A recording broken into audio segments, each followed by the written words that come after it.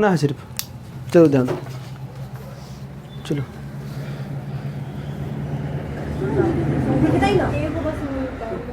चलो हल्ला नहीं, चलो ध्यान दो, चलो ध्यान दो।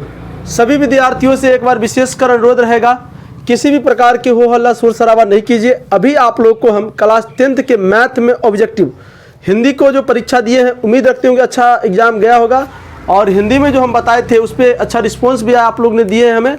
तो अभी आप लोगों को इस रात में आप लोग को हम जो है 300 ऑब्जेक्टिव बताएंगे मैथ में, 300 ऑब्जेक्टिव मैथ में बताएंगे जो VVI है 2024 के लिए। अभी आप लोग क्या करिए कि शुरू से लेकर अंत तक इस वीडियो को देखिए। हम 1.1 से लेकर 15 तक का ऑब्जेक्टिव आप लोगों को हम सॉल्यूशन करके बताएंगे, ट्रिक के साथ बताएंगे, जहां जिसका उपयोग पड़ेगा हम उसको बता देंगे। वीडियो पर शुरू से लेकर अंत तक बने रहिए ताकि आप लोग को सब कुछ समझ में आएगा और अच्छे तरीका से आप लोग एग्जाम भी देते होंगे। और एक और विशेष मेरा अनुरोध रहेगा कि आप किसी भी टीचर को क्लास में हैरान नहीं कीजिए, क्योंकि टीचर माँ बाप से भी बड़ा होता है। तो कोई भी प्रकार का अभद्र व्यवहार आप लोग नहीं करिए टीचर के साथ, और अच्छे तरीका से एग्जाम दीजिए।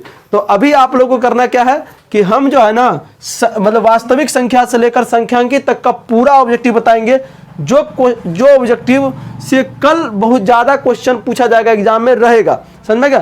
तो आप लोगों को शुरू से लेकर अंत तक इस वीडियो को देखना है। चलिए पहला क्वेश्चन आप लोग के पास है, पहला क्वेश्चन आप लोग के पास है कि 45 तथा 60 का मौसो क्या होगा।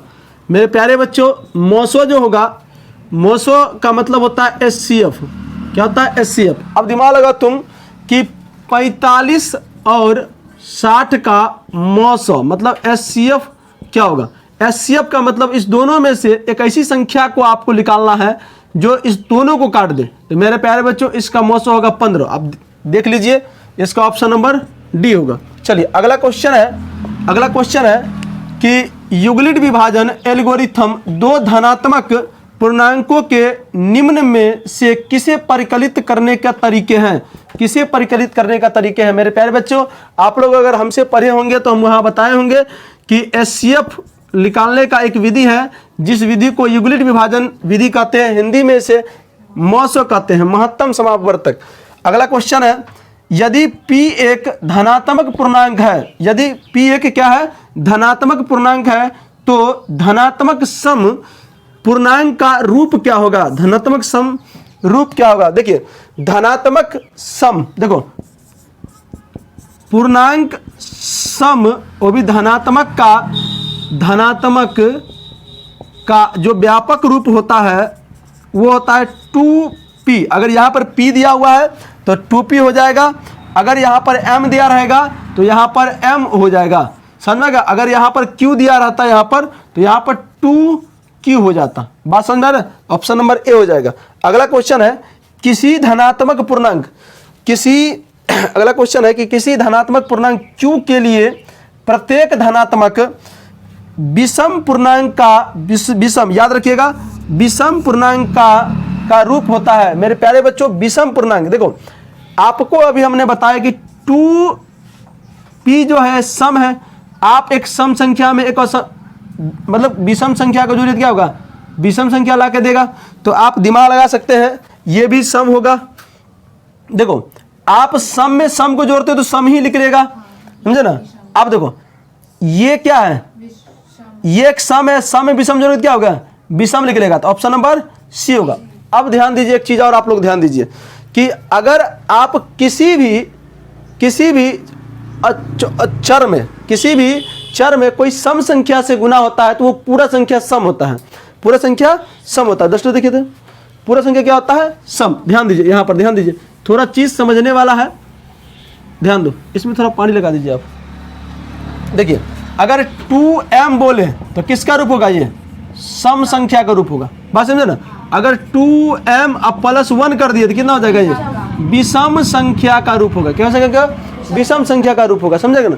तो आप किस पे निर्भर करता है ये, तो 2m, ये 2 जो है ये सम है तो टोटल सम ही देगा।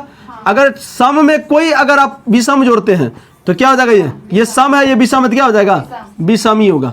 ये चीज एग्जाम में याद रखिएगा, उल्टा पुल्टा करके पूछता है। चलिए अगला क्वेश्चन देखते हैं हम लोग।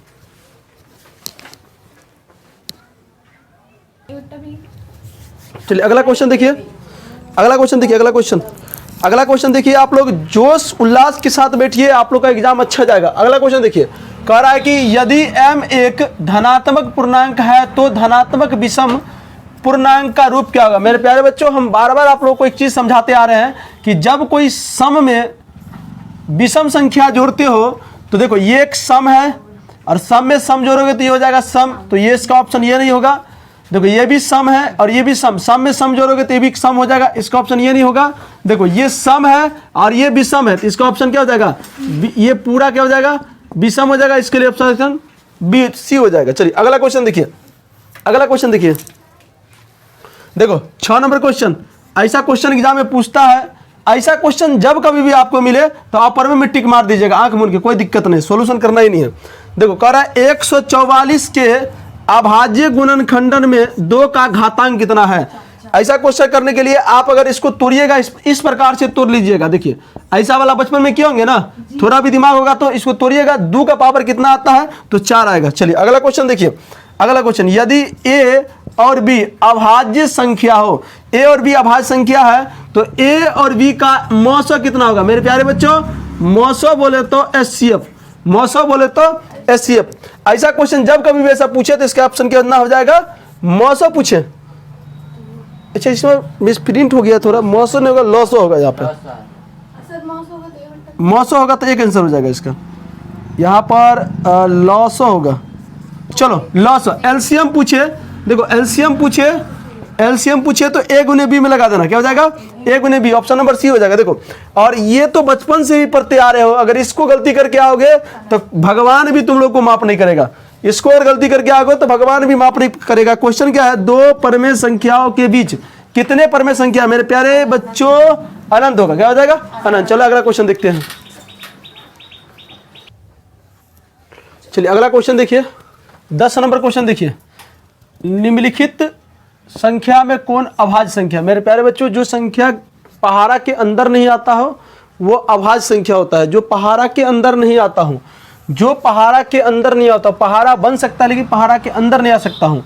15 भी आएगा, 12 भी आएगा और 75 भी आएगा, लेकिन कौन नहीं आएगा 23। तो ऑप्शन नंबर कितना हो जाएगा बी। देखो कह रहा है कि सबसे छोटी भाज्य संख्या जो भाजता हो, जो भाज्य संख्या मतलब जो भाजता हो, सबसे छोटी अभाज्य संख्या, सबसे छोटी अभाज्य संख्या का मौसो कितना होगा, मौसो कितना होगा। मेरे प्यारे बच्चों, सबसे छोटी भाज्य संख्या जो होता है वो 2 होता है और सबसे छोटी अभाज्य संख्या, अभाज्य संख्या सबसे छोटी अभाज्य संख्या कितना हो जाएगा तो 1 हो जाएगा। दोनों का HCF अगर देखो तो कितना हो जाएगा 2 हो जाएगा, कितना हो जाएगा नहीं HCF, सॉरी आप देख लीजिए, सबसे छोटी जो भाज्य संख्या होगा 2 हो जाएगा और सबसे छोटी अभाज्य संख्या जो हो जाएगा, अगर मौसो पूछा कि लौसो पूछा इसमें क्वेश्चन, सबसे छोटी मौसो, ऑप्शन नंबर बी हो जाएगा इसका, क्या हो जाएगा ऑप्शन नंबर बी हो जाएगा। समझ में आ गया। चलिए आगे बढ़ते हैं हम लोग। अगला क्वेश्चन है कि 96 का अभाज्य गुणनखंडन क्या होगा।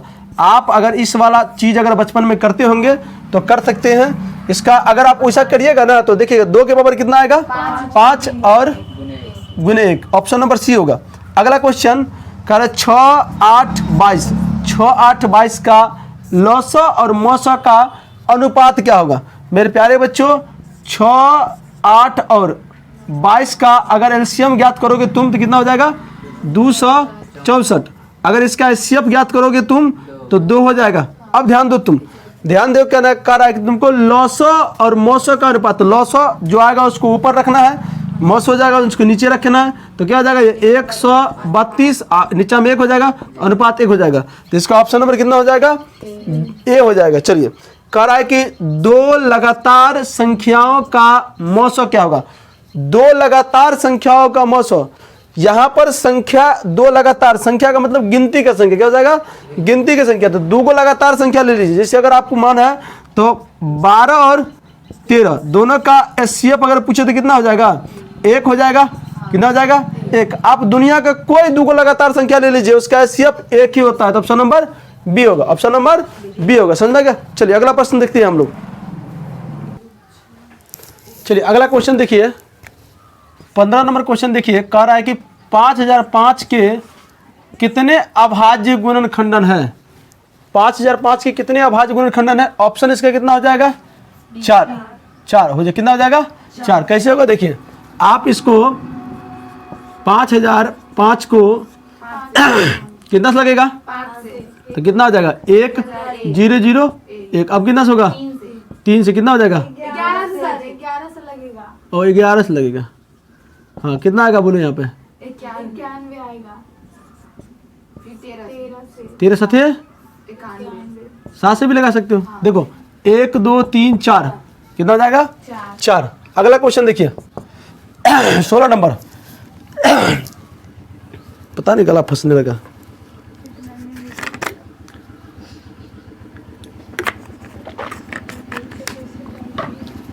अगला क्वेश्चन देखिए, यदि P तथा Q दो अभाज्य संख्या है, क्या है अभाज्य संख्या, तो मौसो क्या होगा। देखो दुनिया का कोई भी अभाज्य संख्या ले लो उसका मौसो 1 होगा। दुनिया कोई भी अभाज्य संख्या उसका मौसो 1 होगा। ऐसा क्वेश्चन पूछता है एग्जाम में, कोई भी अभाज्य संख्या कहेगा ना उसका मौसो कितना हो जाएगा 1 हो जाएगा। देखो कह रहा है निम्न में से कौन सी अभाज्य संख्या है जो पहाड़ा के अंदर नहीं आता हो। Option number B, sorry option number A. कह रहा है किसी पूर्णांक m के लिए, किसके लिए m के लिए सम संख्या का रूप क्या होगा। सम संख्या का रूप क्या होगा। देखो आप m के लिए करो, इसका ऑप्शन नंबर सी होगा। सम के साथ जो m गुना में रहेगा वो सम संख्या का रूप हो जाएगा। अगला क्वेश्चन देखो 18 हो गया ना। 19 नंबर क्वेश्चन थोड़ा हार्ड है। कह रहा है कि 6x के पावर 4 गुने y और 12xy का महत्तम समापवर्तन क्या होगा। बोले तो तुमसे पूछा है कि 12x के पावर 4 y 6x की पावर 4 y तथा 12xy का HCF ज्ञात करना है। क्या करना है HCF। देखो इसका गुणनखंडन करो, फिर HCF कैसे निकालते हैं हम लोग। देखो 6, अच्छा इसका गुणनखंडन करोगे 6 गुने x गुने फिर x गुने फिर y हो जाएगा। इसका गुणनखंडन करोगे तो क्या होगा, इसका गुणनखंडन करोगे तो देखो 2 गुने 6 हो जाएगा, x गुने y हो जाएगा। दोनों में क्या मिलता है, दोनों में कॉमन क्या मिल रहा है y मिल रहा है और 6 मिल रहा है और x मिल रहा है, तो कितना हो जाएगा 6xy। ये आपका HCF हो जाएगा। क्या हो जाएगा HCF। ऑप्शन नंबर कितना हो जाएगा, ऑप्शन नंबर कितना हो जाएगा डी, ऑप्शन नंबर डी। ऐसा क्वेश्चन पूछता है एग्जाम में, आप देख लो किसका क्या आंसर है, यही रहेगा। समझ में आ रहा है ना। 20 नंबर क्वेश्चन कह रहा है कि 10 रूट और 15 रूट किसके बराबर हैं। 10 रूट और 15 रूट किसके बराबर है। तो जब 10 रूट को आप 15 रूट के साथ गुना कीजिएगा तो रूट अंदर 150 होगा, और 150 का जब गुणनखंडन करते हैं आप लोग, 150 का जब गुणनखंडन करोगे तुम तो 2 से लगेगा तो 75 दूना 150 होता है, फिर 3 से लगाओगे तो 25 तिया 75 होता है, फिर 5 से लगाओगे तो 5 गुने 5। तो रूट के अंदर में जो जोड़ा वाला संख्या होता है, जब रूट के अंदर में जो जोड़ा वाला संख्या होता है तो 5 5 बाहर आ जाएगा और रूट के अंदर क्या बच जाएगा 6। तो इसका आंसर हो जाएगा ए, 5 रूट 6 हो जाएगा। चलिए आगे बढ़ते हैं हम लोग। चलिए अगला क्वेश्चन देखिए 21 नंबर क्वेश्चन देखिए। देखो क्वेश्चन तो बहुत बड़ा है लेकिन बहुत आसान तरीका से क्वेश्चन बनेगा। क्वेश्चन देख के आप लोग एग्जाम में डरिएगा नहीं। आप लोगों से विनती मेरा ये रहेगा कि शुरू से 1 से लेकर 100 तक का क्वेश्चन देखिएगा आप लोग, और उसके बाद आप लोग को हल्का हल्का क्वेश्चन चूज करके मारना है कि किसका क्या आंसर होगा। कोई भी क्वेश्चन को देख के डरिए नहीं कि इतना बड़ा क्वेश्चन इसका आंसर क्या होगा। आसान तरीका से बनेगा। ट्रिक बता देते हैं कैसे बनेगा। देखो पहले क्वेश्चन पढ़ते हैं, सुनिए।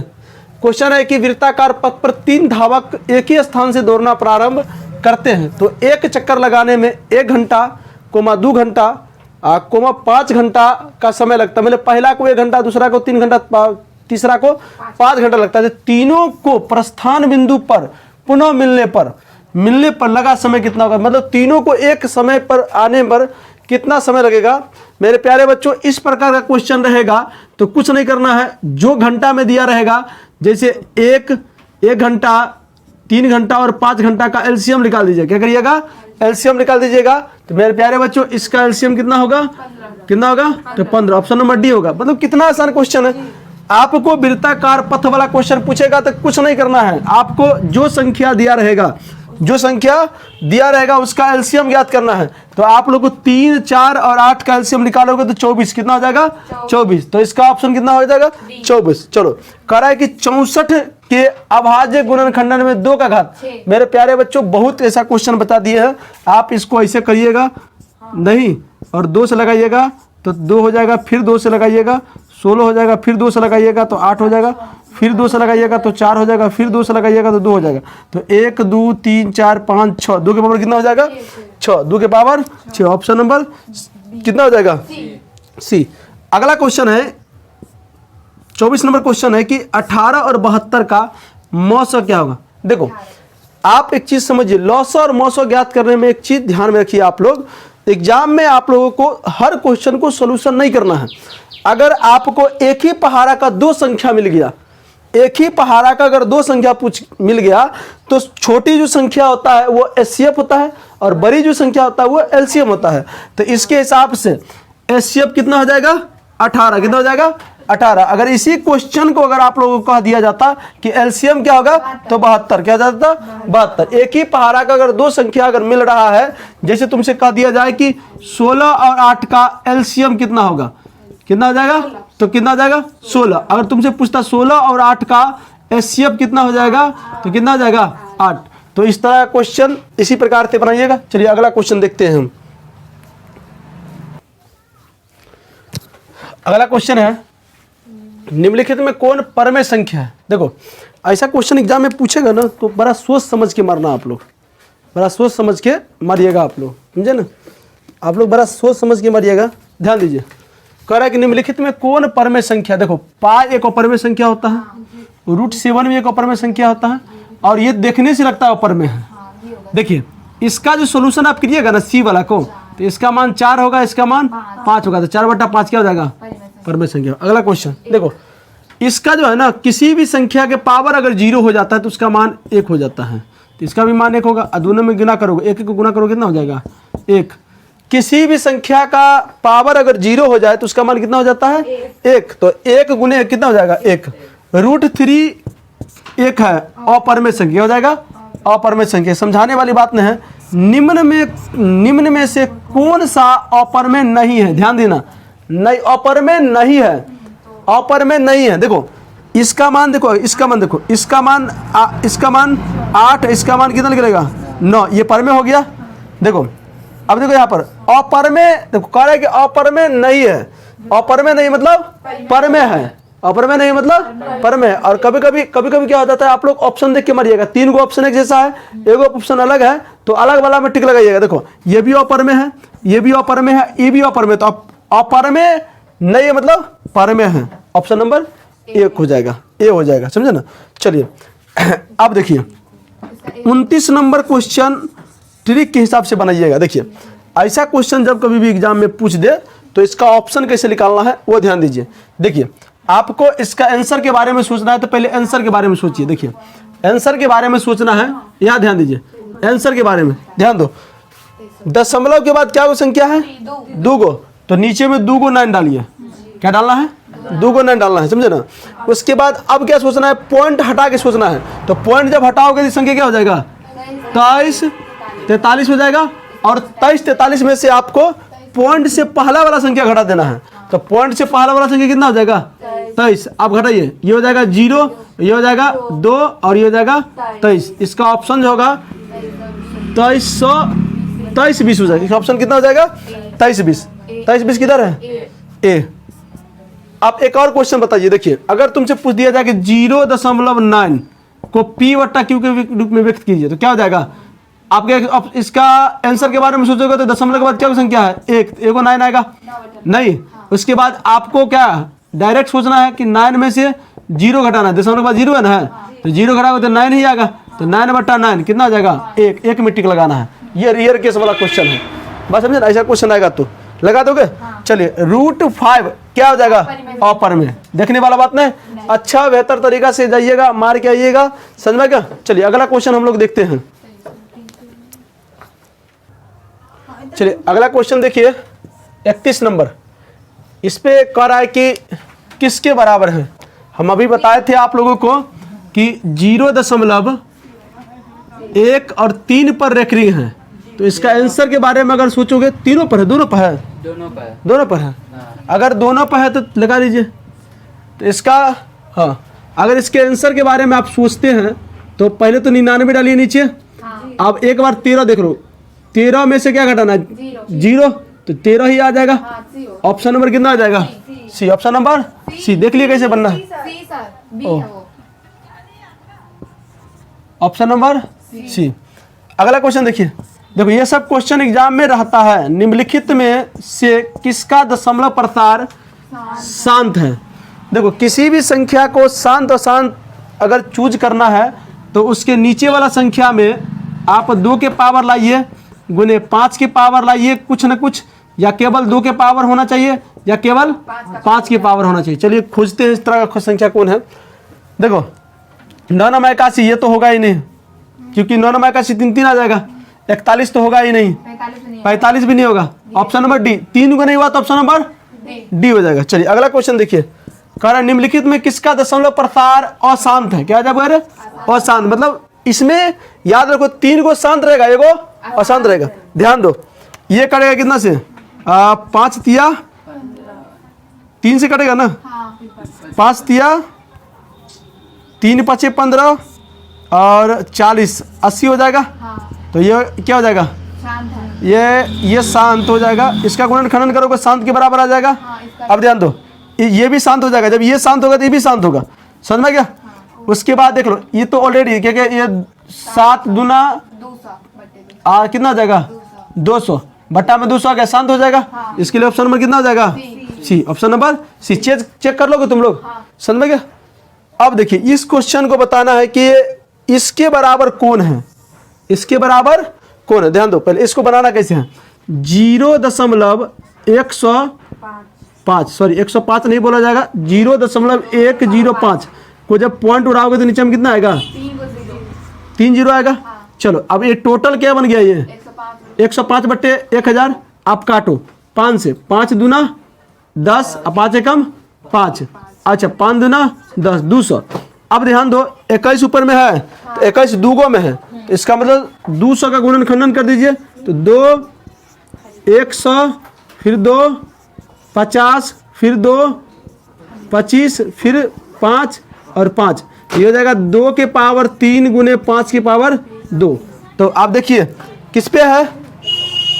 2 के पावर 3 गुने 5 की पावर, तो ऑप्शन नंबर बी हो जाएगा। क्लियर है? ऐसा क्वेश्चन पूछेगा तो बना दोगे। अब देखो निम्नलिखित में से किसका दशमलव प्रसार शांत है? तो शांत में वही चूज करना है। आपके नीचे में 2 की पावर 5 की पावर या दोनों की पावर होना चाहिए। ध्यान दो, आप ये नहीं होगा, क्यों नहीं होगा? आप गुणन खंडन करके देखो, इसमें 3 आएगा ही आएगा। इतने 11 8 88 11 आ गया, 15 तिया 45, अच्छा 25 तिया 75 3 आ गया, जो कटेगा नहीं। ये तीनों जब नहीं होगा तो इसका मतलब क्या हो जाएगा? ए। ऑप्शन नंबर ए हो जाएगा। क्लियर है? क्लियर है? चलिए अब अगला क्वेश्चन देखते हैं हम लोग। देखिए अगला क्वेश्चन है, यदि एफ ऑफ एक्स बराबर ये बहुपद दिया हुआ है तो आपसे मान पूछ रहा है एफ ऑफ 1।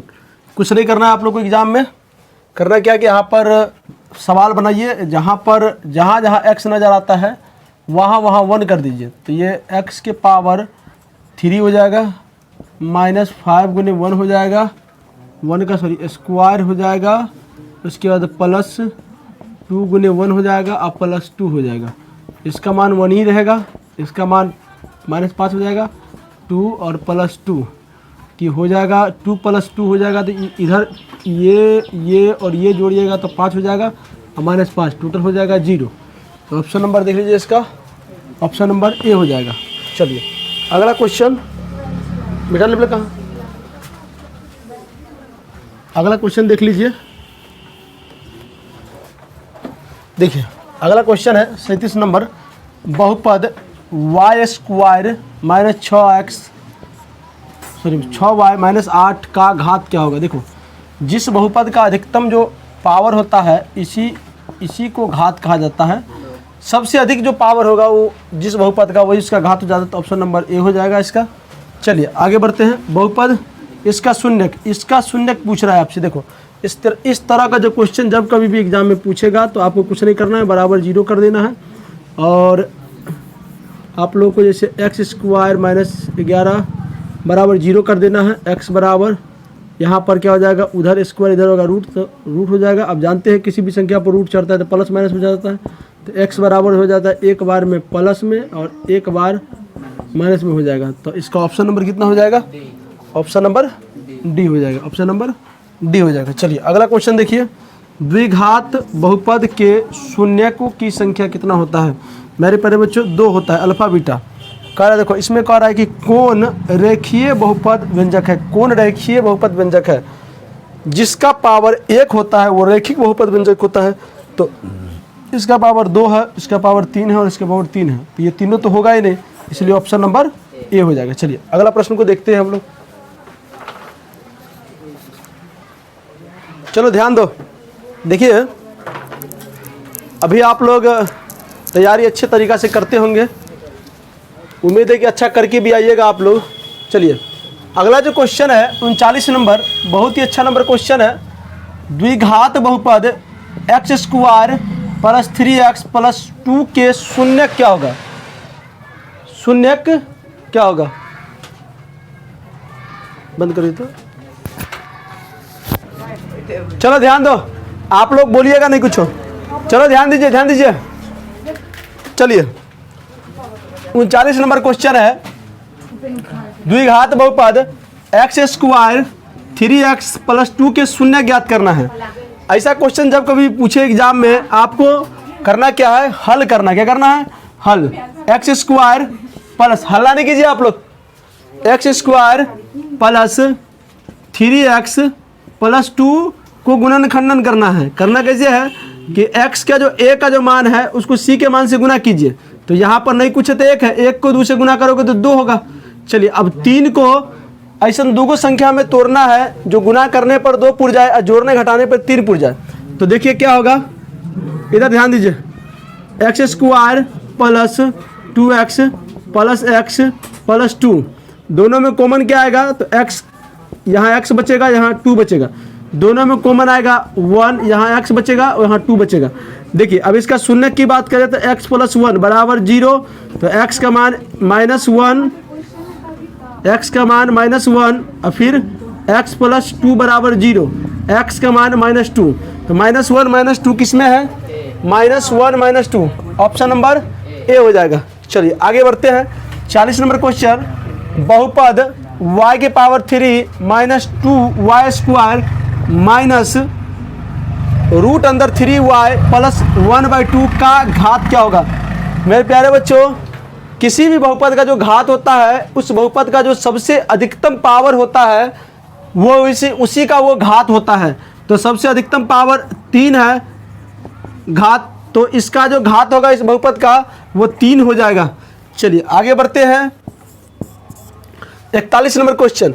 निम्न में कौन बहुपद नहीं है। देखिए इसमें कुछ समझना पड़ता है, मिटाने वाला कहाँ है, ध्यान दो सभी विद्यार्थी, ध्यान दीजिएगा कि बहुपद आपको पहचानने के लिए आएगा तो कैसे समझोगे बहुपद है या नहीं है। ध्यान दो, देखो आप जैसे बहुपद का व्यापक रूप क्या जानते हैं, तो x square plus b x और प्लस सी। ध्यान में रखो, आप ध्यान में रखिए कि x का पावर, x का घात नेगेटिव नहीं होना चाहिए। a का, अच्छा x का घात ऋणात्मक नहीं होना चाहिए और भिन्न वाला संख्या नहीं होना चाहिए। भिन्न वाला संख्या नहीं होना चाहिए। x का मान ऋणात्मक नहीं होना चाहिए, x का घात ऋणात्मक नहीं होना चाहिए, भिन्न वाला संख्या नहीं होना चाहिए। उसके बाद x कभी भी रूट में नहीं होना चाहिए। अगर ये तीनों कंडीशन में कोई एक कंडीशन अगर आपको मिल गया तो समझिए द्विघात बहुपद नहीं है। तो चलिए क्वेश्चन है कि निम्न में कौन द्विघात बहुपद नहीं है। निम्न में कौन बहुपद नहीं है, द्विघात बहुपद नहीं है, बात बराबर ही है। तो ध्यान दीजिए यहाँ पर ये भी हो जाएगा, ये भी हो जाएगा और ये भी हो जाएगा। मेरे प्यारे बच्चों सी नंबर जो है ये सी नंबर नहीं होगा, क्योंकि सी नंबर इसलिए नहीं होगा क्योंकि जब ऊपर इसको ले जाओगे तो x के पावर -1 का मतलब होता है 1/x, तो पावर क्या हो जाएगा यहाँ पर माइनस हो जाएगा। तो हमने बोले हैं कि द्विघात बहुपद हो या द्विघात समीकरण हो या बहुपद हो, उसका मान जो है ना x कभी रूट में नहीं होना चाहिए, x का जो पावर है घात है वो कभी ऋणात्मक नहीं होना चाहिए, और उसके बाद x जो है कभी रूट में नहीं होना चाहिए। ये तीनों कंडीशन अगर आपको मिल रहा है तो समझिए द्विघात बहुपद नहीं होगा। चलिए अगला क्वेश्चन है 42 नंबर, ध्यान दीजिए। एक घात वाले बहुपद कहलाते हैं मेरे प्यारे बच्चों, एक घात वाले बहुपद रैखिक बहुपद कहलाते हैं। क्या कहलाते हैं? रैखिक बहुपद कहलाते हैं। उसके बाद त्रिघात का व्यापक रूप, अगला क्वेश्चन है त्रिघात का व्यापक रूप। मेरे प्यारे बच्चों त्रिघात का व्यापक रूप क्या होगा? तो त्रिघात का व्यापक रूप सी नंबर होगा, ये ax का पावर 3 bx का power square plus cx plus d, ये हो जाएगा आपका त्रिघात बहुपद का व्यापक रूप। चलिए हम लोग अगला क्वेश्चन देख रहे हैं। चलो ध्यान दो सभी विद्यार्थी, ध्यान दीजिए। अगला क्वेश्चन है, अगला 44 नंबर क्वेश्चन है। यदि px बराबर ये बहुपद दिया हुआ है, आपसे पूछ रहा है p1 का मान क्या होगा। ऐसा क्वेश्चन एग्जाम में पूछता है, घबराने की बात नहीं है। जहाँ जहाँ x नज़र आता है वहाँ वहाँ 1 कर दीजिए, तो 1 का स्क्वायर हो जाएगा प्लस 5 गुने 1 हो जाएगा और -12 हो जाएगा।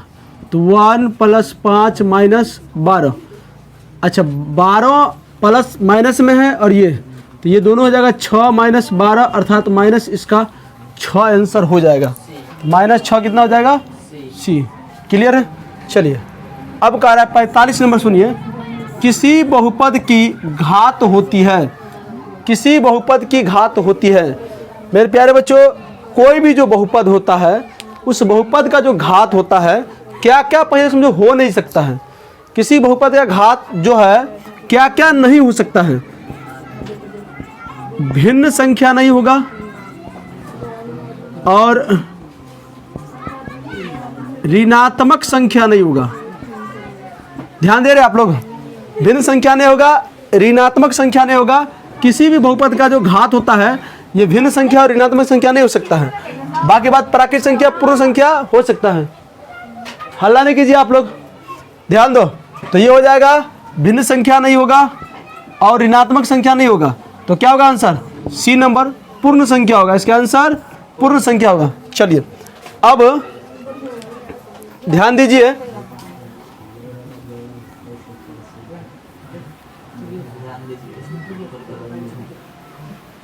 हाँ हल्ला नहीं कीजिए आप लोग। अगला क्वेश्चन है द्विघात बहुपद x² -3 के शून्य क्या होगा। ऐसा क्वेश्चन जब पूछता है एग्जाम में तो करना क्या है, कुछ नहीं करना है आपको कि x² -3 बराबर 0 कर देना है। x बराबर 3 हो जाएगा, x² बराबर स्क्वायर उधर जाएगा तो रूट में हो जाएगा, तो यहाँ पर रूट अंदर 3। किसी भी संख्या पर जब रूट चढ़ता है तो प्लस माइनस आता है, तो एक बार प्लस एक बार माइनस में रूट कहाँ है? एक बार प्लस एक बार माइनस में, बी, ऑप्शन नंबर बी हो जाएगा।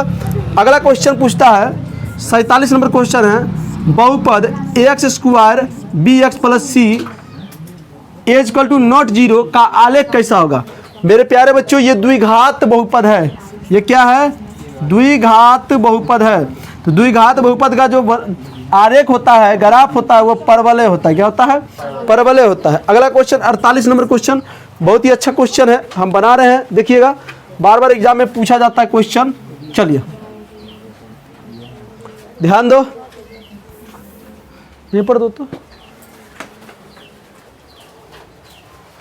आज का वाला है लो।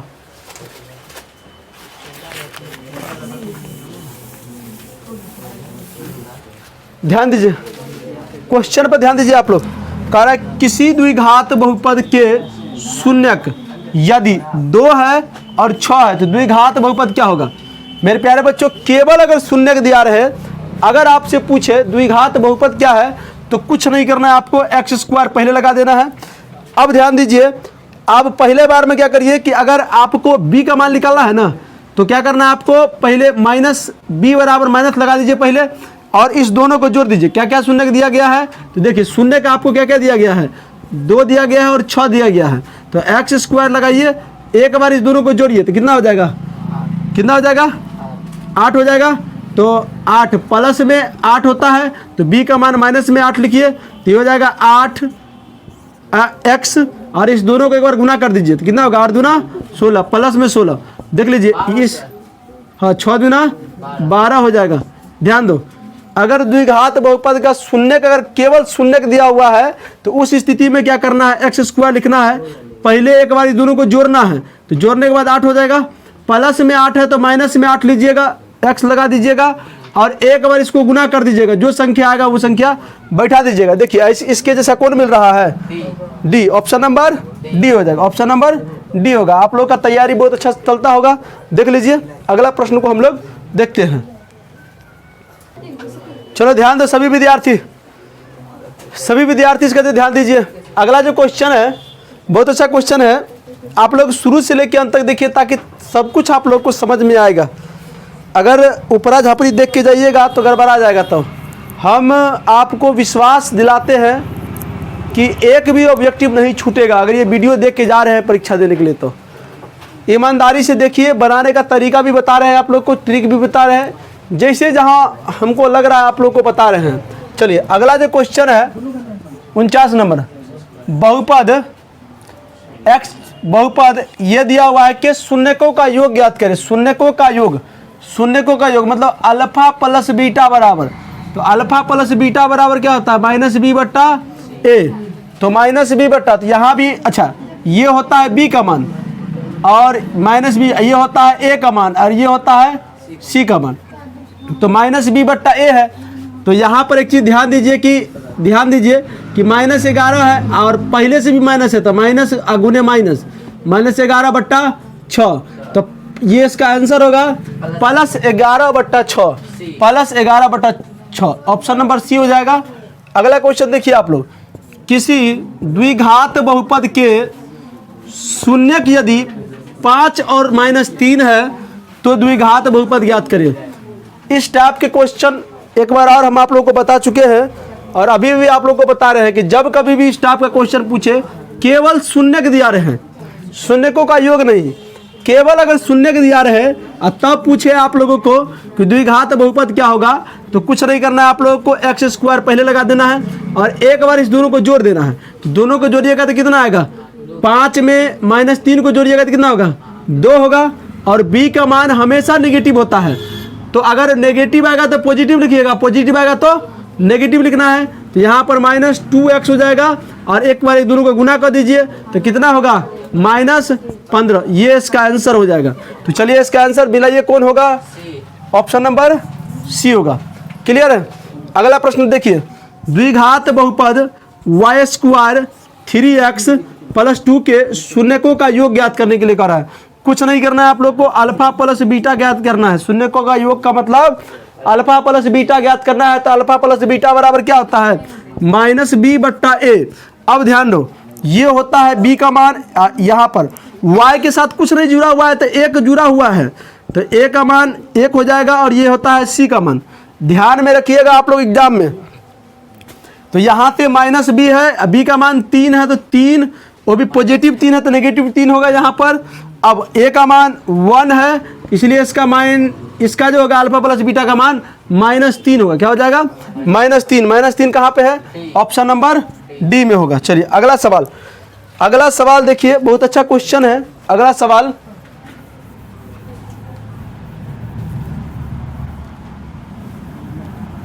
चलो अगला सवाल देखिए, इसका मान कह रहा है ज्ञात करने के लिए। बहुत अच्छा क्वेश्चन है, देखिए बना रहे हैं हम। क्वेश्चन है, ध्यान दो, क्वेश्चन है y² और ब्रैकेट में है 1/y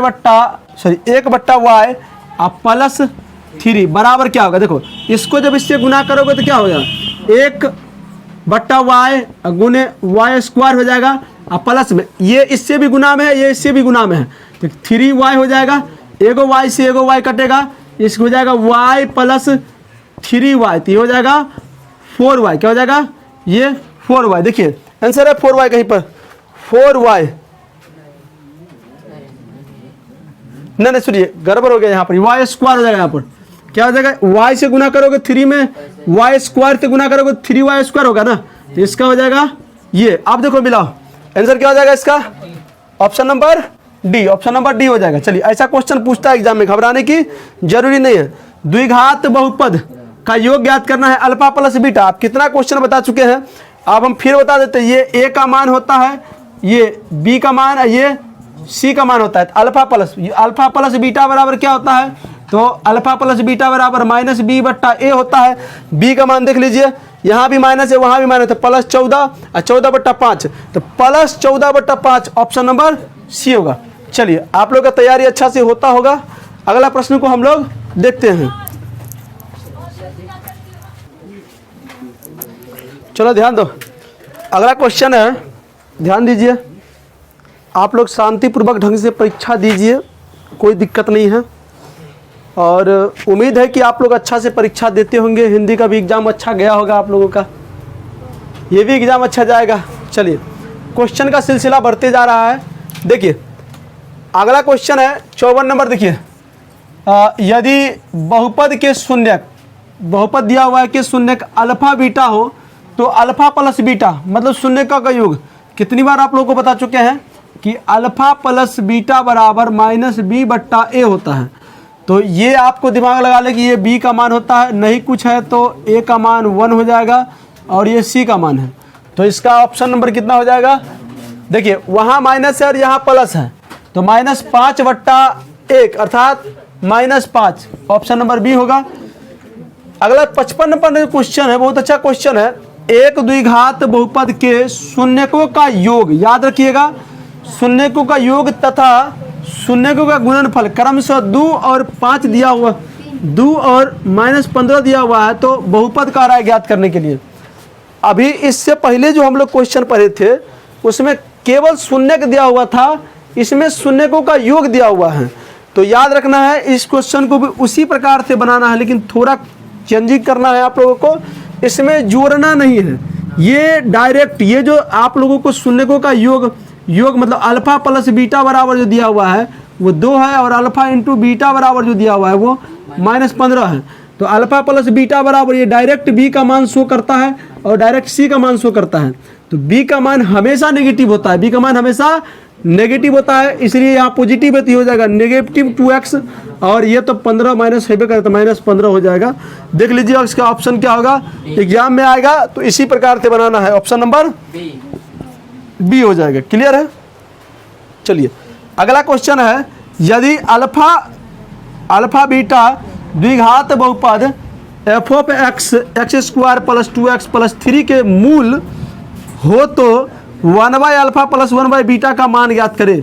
1/अल्फा प्लस 1/ बीटा का मान ज्ञात करें। मेरे प्यारे बच्चों डायरेक्ट अगर सूत्र जानिएगा तो क्या होता है रे, 1/अल्फा प्लस 1/ बीटा का मान, तो कहोगे माइनस बी बट्टा सी होता है, माइनस बी बट्टा सी होता है। डायरेक्ट इसका सूत्र देख लीजिए, जब कभी भी एग्जाम में ऐसा क्वेश्चन पूछे, अब पूछेगा ऐसा क्वेश्चन रहेगा ही रहेगा, तो देख लीजिए क्या हो जाएगा, ये माइनस बी बट्टा सी हो जाएगा। तो इसका देख लीजिए, इसका 1/अल्फा प्लस 1/ बीटा का जो मान होता है वो माइनस बी बट्टा सी होता है। तो माइनस बी देख लीजिए, यहाँ पर आप लोगों को दिमाग लगा लीजिए कि नहीं कुछ है तो ए का मान 1 हो जाएगा, नहीं कुछ है तो 1 क्या हो जाएगा, 1 हो जाएगा, बी का मान 2 हो जाएगा और सी का मान 3 हो जाएगा। देखिए इसका ऑप्शन क्या हो जाएगा, माइनस बी, तो -2 बट्टा 1 अर्थात -2, ऑप्शन नंबर कितना हो जाएगा, -2। ओ गड़बड़ हो गया, पढ़ाते पढ़ाते थक न गए हैं। चलो माइनस बी बट्टा सी है, क्या आ जाएगा, माइनस बी बट्टा सी है। तो सी का मान तो ये ना होता है, सी बराबर 3 है और बी बराबर 2 है, तो माइनस बी तो हो जाएगा -2 बट्टा 3, क्या हो जाएगा, ऑप्शन नंबर बी हो जाएगा। चलिए अगला प्रश्न देखते हैं हम लोग। चलो ध्यान दो, हल्ला गुल्ला नहीं करेगा, ध्यान दीजिए आप लोग। अगला क्वेश्चन है, क्वेश्चन 57 नंबर है। दो चर एक्स वाई में रैखिक समीकरण एक्स यहाँ बी वाई होगा, बी वाई प्लस सी बराबर 0 के कितने हल होगा। मेरे प्यारे बच्चों याद रखो, दो चर वाले जो रैखिक समीकरण होता है उसका अनंत हल होता है। क्या होता है? अनंत, मतलब अनंत एक्स वाई का मान रख के आप 0 निकाल सकते हैं। चलिए अगला क्वेश्चन देखिए, कह रहा है यदि दो चर में दो रैखिक समीकरण के आलेख प्रतिच्छेदी रेखा हो तो हलों की संख्या। मैं बता दूं आप लोगों को कि प्रतिच्छेदी होता है तो सिर्फ एक हल होता है। दो रेखा जब प्रतिच्छेद करता है तो केवल एक बिंदु पर काटता है, इसलिए एक हल होगा। आगे बढ़ते हम लोग। अगला क्वेश्चन है कि एक रैखिक समीकरण का घात होगा। एक रैखिक समीकरण का घात कितना होगा? तो एक होगा। क्या होगा मेरे प्यारे बच्चों? एक रैखिक समीकरण का घात एक होता है। अगला क्वेश्चन देखिए, यदि दो चर में दो रैखिक समीकरण के हल अनंत होता है, हल अगर अनंत होता है तो रेखा संपाती हो जाता है। Option number C. मैं आवश्यकता के लिए बता दूं आप लोगों को कि जब समांतर रेखा होगा तो कोई हल नहीं होगा, कोई हल नहीं होगा। जब प्रतिच्छेदी होगा तो एक बिंदु पर काटेगा तो एक हल होगा, एक हल होगा। और संपाती, रेखा पर रेखा चढ़ जाता है तो संपाती मतलब अनंत हल होगा, अनंत हल होगा। ये तीनों कॉन्सेप्ट पर आप जाइएगा। इस चैप्टर से इतना ही क्वेश्चन है। चलिए आगे बढ़ते हैं हम लोग। आप लोग ध्यान दीजिए, अगला क्वेश्चन देखिए, अगला क्वेश्चन देखिए। अभी तक भी अगर वीडियो को लाइक नहीं किए है तो लाइक कर दीजिए। अगला क्वेश्चन देखिए, बहुत अच्छा क्वेश्चन है। एग्जाम में देखो जितना भी क्वेश्चन हम आप लोगों को बता रहे हैं वो टोटल एग्जाम में आने वाला क्वेश्चन है। इसी टाइप से क्वेश्चन रहेगा। कुछ क्वेश्चन तो हूबहू पूछेगा आप लोगों से एग्जाम में। चलिए ए लड़का हल्ला नहीं करो। चलो 61 नंबर क्वेश्चन देखिए, कह रहा है द्विघात समीकरण। समीकरण ये दिया हुआ है आपको कि मूलों की प्राकृतिक बताएं, मूलों की प्राकृतिक। मेरे प्यारे बच्चों d बराबर निकालिए। d बराबर होता है b² माइनस 4ac। तो d का जो मान है b के जगह पर कितना है? 4। तो 4 चौका 16 माइनस 4 गुने, फिर 4 से गुना करो गुने वो 1, तो कितना हो जाएगा? इसका कितना होगा? 4 चौका 16, ये हो जाएगा 0। जब d का मान 0 हो जाता है तो मूल वास्तविक और समान हो जाता है, मतलब बराबर हो जाता है। तो ऑप्शन नंबर डी हो जाएगा, ऑप्शन नंबर बी हो जाएगा। चलो अगला क्वेश्चन देखिए, 62 नंबर क्वेश्चन देखिए। कह रहा है कि यदि द्विघात समीकरण ये दिया गया है बराबर 0 के मूल वास्तविक एवं समान हो। वीडियो रोकिए तो पहले। चलो ध्यान दो, चलो ध्यान दीजिए। देखिए कह रहा है कि इसका जो है ना मूल वास्तविक एवं समान है, तो k का मान कह रहा है ज्ञात करने के लिए। किसे कह रहा है? k का मान ज्ञात करने के लिए। देखो जब द्विघात समीकरण में, देखिए जब द्विघात समीकरण में मूल समान होता है तो d बराबर 0 हो जाता है। और d बराबर होता है b² माइनस 4ac बराबर 0। b का मान यहाँ से देखिए, यहाँ पर से b का मान 6k हो जाएगा। तो 6k का स्क्वायर माइनस 4 गुने a का मान हो जाएगा 9, तो 9 गुने c का मान हो जाएगा 4 बराबर 0। 6 36 k स्क्वायर माइनस, अच्छा 9 6, अच्छा 4 चौका 16 और 16 नमा कितना होता है? 16 नमा कितना होता है? 16 नमा 44। चलिए 144 12। बीच में आप लोग बात नहीं कीजिए, चुपचाप आप लोग चेक करके कॉपी रख दीजिए, हल्ला नहीं करना है आप लोग को। अब यहाँ पर ध्यान दीजिए, यहाँ से आपको k स्क्वायर बराबर, यहाँ पर से आ जाएगा तुमको 36k स्क्वायर बराबर, इधर किधर है माइनस में हो जाएगा तो प्लस में हो जाएगा। अब इधर 36 से कटेगा, ये कितना बार में कटेगा? देखो आप 144 बट्टा में कितना होगा 36, ये के का स्क्वायर उधर जाएगा तो रूट हो जाएगा, तो रूट हो जाएगा तो ये हो जाएगा 144 बट्टा 36, इसका मान आएगा 12 और इसका मान आएगा 6, 6 दूना 12, 12 प्लस माइनस 2, प्लस माइनस 2, देखिए प्लस माइनस 2 है, plus minus 2 option number C हो जाएगा, plus minus 2 option number C हो जाएगा। चलिए मिटाने वाला दे दो यहाँ पर। अगला क्वेश्चन देखिए,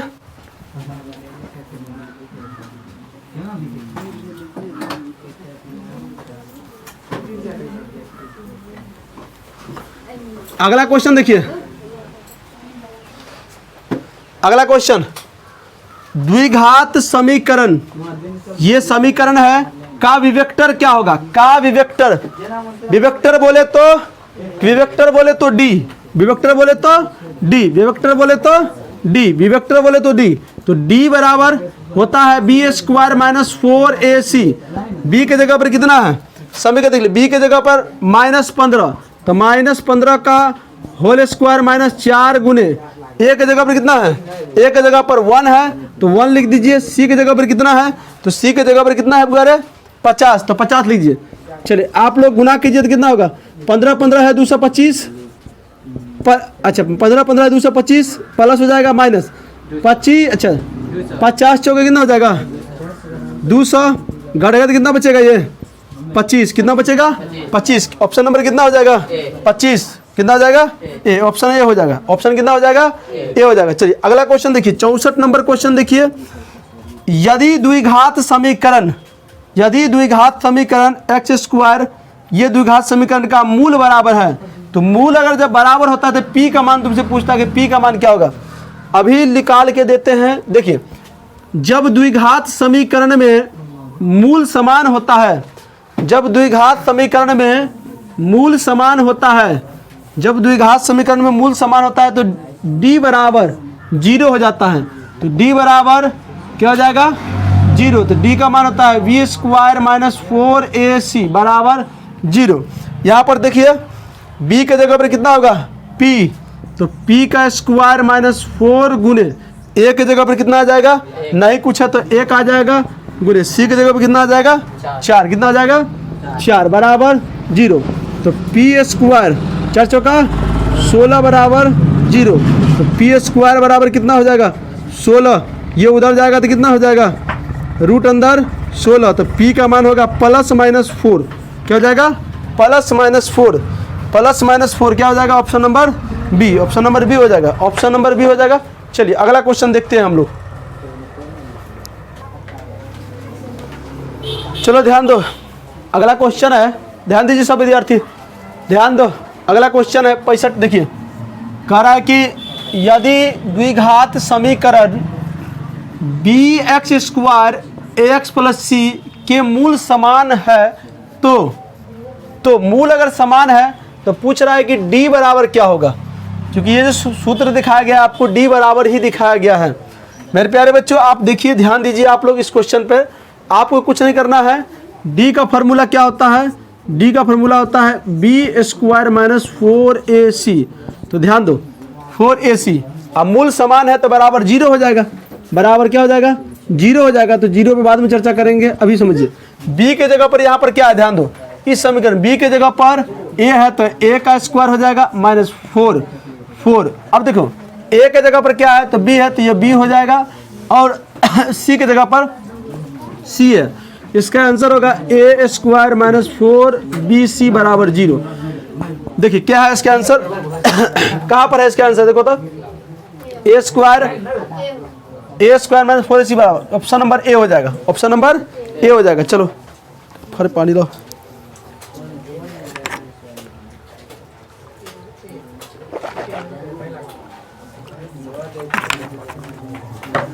चलिए अगला क्वेश्चन देखिए आप लोग, अगला क्वेश्चन देखो आप लोग, ध्यान दो अगला क्वेश्चन क्या कह रहा है, ध्यान दीजिए, कह रहा है के किस मान के लिए समीकरण ये जो दिया गया है कि मूल वास्तविक तथा असमान होगा, वास्तविक तथा असमान होगा।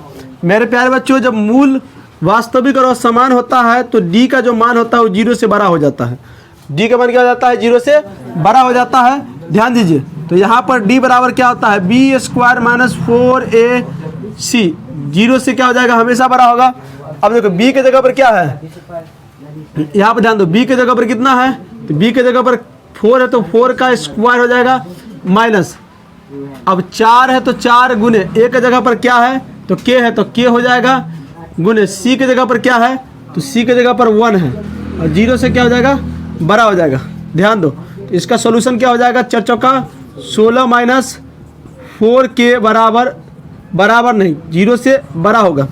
तो ये उधर चला जाएगा तो ये हो जाएगा, ये चीज़ उधर चला जाएगा तो हो जाएगा तुमको -4 के बराबर -16, माइनस बराबर नहीं होगा, 0 से क्या हो जाएगा?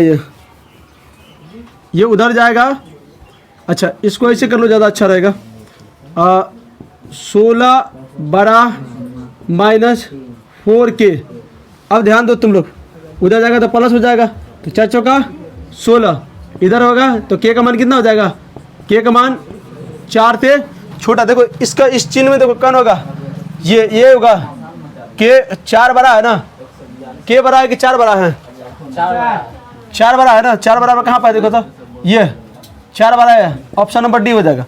ऑप्शन नंबर डी हो जाएगा। नहीं, ऑप्शन नंबर डी नहीं होगा, ये हो जाएगा। ये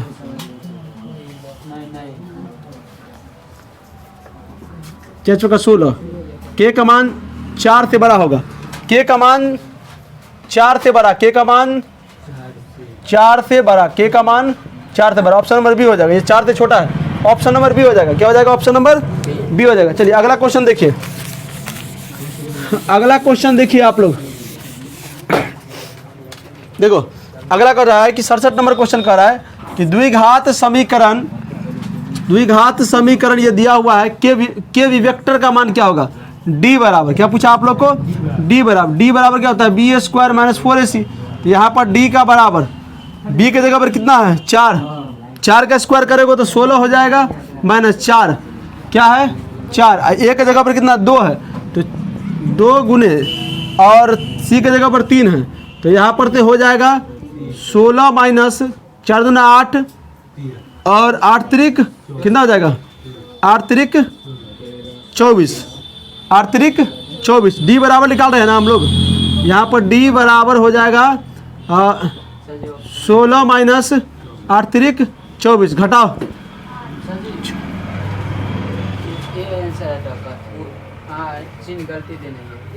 ये हो जाएगा, ये हो जाएगा। चलो कोई नहीं, ऑप्शन नंबर ये होगा, मिस्टेक हो गया, देख लीजिए। चलो हाँ, अब इसका घटाओ, क्या हो जाएगा? अब से क्या कराओ? 24 में से 16 जाएगा तो कितना बचेगा? -8। कितना हो जाएगा? -8। इसका ऑप्शन कितना हो जाएगा? ऑप्शन नंबर सी हो जाएगा। चलिए अगला क्वेश्चन देखते हैं हम लोग, अगला क्वेश्चन देखते हैं। चलिए अगला क्वेश्चन देखते हैं। देखिए 68 नंबर क्वेश्चन है कि द्विघात समीकरण इतना के मूलों की प्राकृतिक बताएं। मूलों की प्राकृतिक, मेरे प्यारे बच्चों, मूलों की प्राकृतिक के लिए आप लोग कुछ नहीं करना है, डी का मान निकालिए। क्या निकालिए? डी का मान। तो यहाँ पर ध्यान दीजिए, डी बराबर क्या होता है? B square minus 4ac। तो डी, बी की जगह पर कितना है? बी की जगह पर 1 का स्क्वायर 1 ही होगा, माइनस, और यहाँ पर देखो 4 गुने 1 गुने 5, तो क्या हो जाएगा? ये हो जाएगा। ये देखो ना, ये 1 है, इधर सब निगेटिव है तो निगेटिव भी आएगा, कुछ भी आएगा तो निगेटिव भी आएगा। तो ऋणात्मक होता है तो मूल काल्पनिक हो जाता है। क्या हो जाता है? काल्पनिक। देखो ये वास्तविक समान है, वास्तविक असमान है, समझे ना? अवास्तविक क्या हो जाएगा? अवास्तविक। ऑप्शन देखिए तो इसका क्या होगा? यही होगा, अवास्तविक। इसका ऑप्शन क्या होगा? अवास्तविक नन। अवास्तविक की नन होगा, अवास्तविक की नन। वास्तविक और भिन्न कैसे होगा?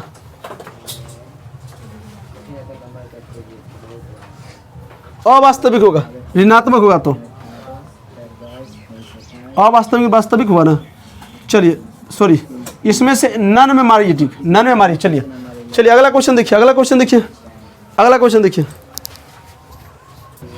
चलिए देखिए मेरे प्यारे बच्चों, इसका जो ऑप्शन है नन में, नन नहीं होगा, इसका ऑप्शन नन नहीं होगा, सॉरी इसका ऑप्शन सी होगा। क्या हो जाएगा?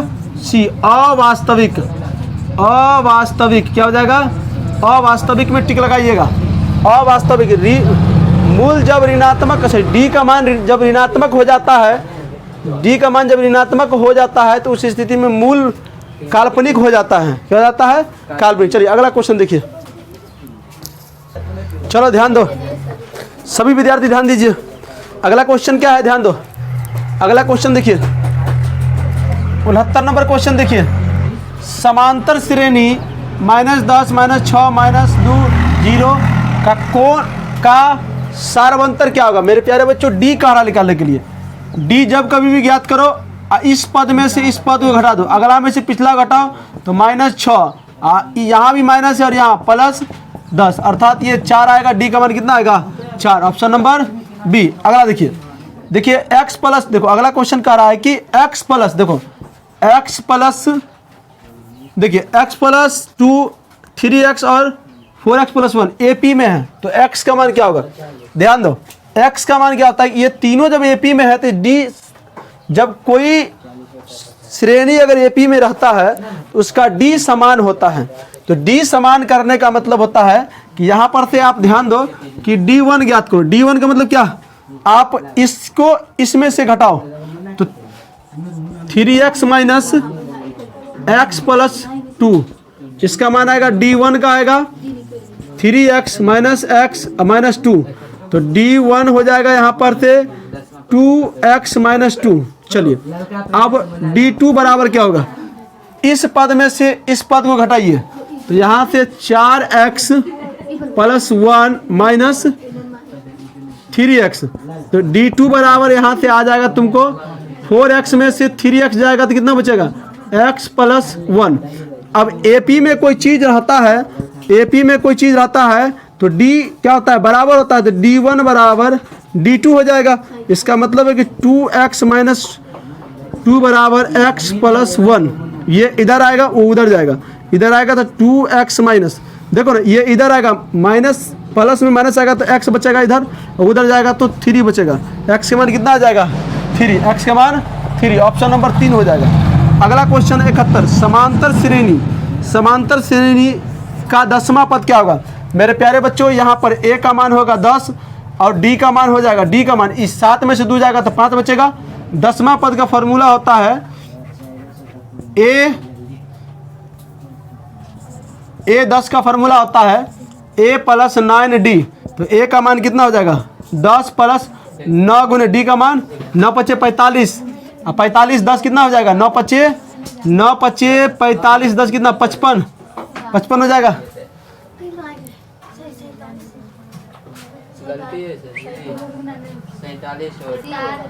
सुनो देख लेते हैं sir ji, D O sir, a का मान गड़बड़ा गया, सॉरी। देखो a का मान 2 होगा, a का मान 2, तो यहाँ पर से a 10 बराबर होगा a प्लस 9d, तो यहाँ पर 2 प्लस 9 गुने 5, यहाँ से 2 प्लस 45 कितना हो जाएगा? ये 47, क्या हो जाएगा? 47, option number C, option number C. चलिए अगला क्वेश्चन देखिए। चलो ध्यान दो, अगला क्वेश्चन है 72 नंबर। समांतर श्रेणी जो दिया हुआ है देख रहे हैं, इसका सार्वंतर ज्ञात करना है, कुछ नहीं करना है आपको, इसमें से इसको घटा देना है। तो 5/4 माइनस 3/4 अर्थात 4, और 5 में से 3 जाएगा तो 2 बचेगा, तो 1/2 हो जाएगा, आंसर 1/2 हो जाएगा। चलिए अगला है क्वेश्चन, समांतर श्रेणी का 12वां पद क्या होगा? चलो 12वां पद मतलब A12 का फॉर्मूला a प्लस कितना हो जाएगा? 11d। यहाँ पर ध्यान दो, a प्लस 11d, a का मान कितना है? 14 प्लस 11 गुने d का मान क्या हो जाएगा? 9 में से 14 जाएगा, 9 में से 14 जाएगा तो कितना बचेगा? -5, कितना बचेगा? -5। चलो गुना करो, तो 11 पचे 55, तो 14 माइनस 55 घटेगा तो कितना बचेगा? जल्दी बताओ कितना बचेगा, जल्दी बताओ जल्दी बताओ। है -41, वेरी गुड, सही है, -41 क्या है पर? Option number B. चलिए अगला पद है यदि समांतर श्रेणी का nवां पद, ये nवां पद ये दिया हुआ है, तो a7 का मान, ध्यान दो, a7 का मान कुछ नहीं करना है, an का वैल्यू आपको 9 माइनस 5 9 दिया हुआ है, यहाँ पर रख दीजिए 7, तो 9 माइनस 7 गुने 5 गुने 7 हो जाएगा, तो a7 का जो मान होगा 9 माइनस 7 बचे 35, क्या हो जाएगा यहाँ पर, क्या हो जाएगा यहाँ पर a7 बराबर हो जाएगा आपको, अच्छा यहाँ पर 35 में से 9 जाएगा तो कितना बचेगा रे, कितना बचेगा 26 माइनस 26, क्या हो जाएगा इसका आंसर -26, कितना बचेगा यहाँ पर -26। चलो अगला क्वेश्चन देखते हैं हम लोग, चलो ध्यान दो, समरूप त्रिभुज से संबंधित ये क्वेश्चन है, ऐसा भी एग्जाम में पूछता है, ध्यान दीजिए, कह रहा है कि यदि दो समरूप त्रिभुजों की संगत भुजाओं की अनुपात 3:4 का अनुपात है, तो इसके परिमाप का अनुपात क्या होगा। मेरे प्यारे बच्चों, परिमाप का अनुपात जब कभी भी पूछेगा समरूप त्रिभुज में, तो जो भुजा का अनुपात होगा वही। चलो ध्यान दो, अगला क्वेश्चन जो है, ध्यान दीजिए आप लोग, अगला क्वेश्चन है,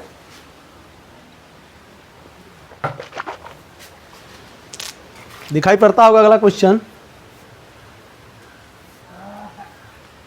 चलो ध्यान दो, अगला क्वेश्चन है, यदि किसी समरूप त्रिभुजों की संगत भुजाओं में 3:4 का अनुपात है, तो इनके परिमाप का अनुपात क्या होगा। मेरे प्यारे बच्चों, समरूप त्रिभुज जब कभी भी आए आप लोगों को, अगर परिमाप पूछे, अगर समरूप त्रिभुज में अगर आप लोगों को भुजाओं का अनुपात, क्षेत्रफलों का अनुपात अगर दिया हुआ है, दो त्रिभुजों की संगत भुजाओं का अनुपात दिया हुआ है, तो वही परिमापों का भी अनुपात हो जाएगा, आप लोगों को अच्छा तरीका से समझ में आता होगा। आप लोग, बड़ी खुशी हुआ कि इतना देर तक आप लोग देखे हैं। आगे बने रहिए। आप लोग को टोटल एग्जाम में जितना भी ऑब्जेक्टिव आएगा हम एक ही वीडियो में करके दे देंगे आप लोग को, घबराइए नहीं, और शुरू से लेकर अंत तक आप लोग बने रहिए, आप लोग के लिए हम तत्पर रहेंगे। चलिए अगला क्वेश्चन देखिए, बहुत अच्छा क्वेश्चन है।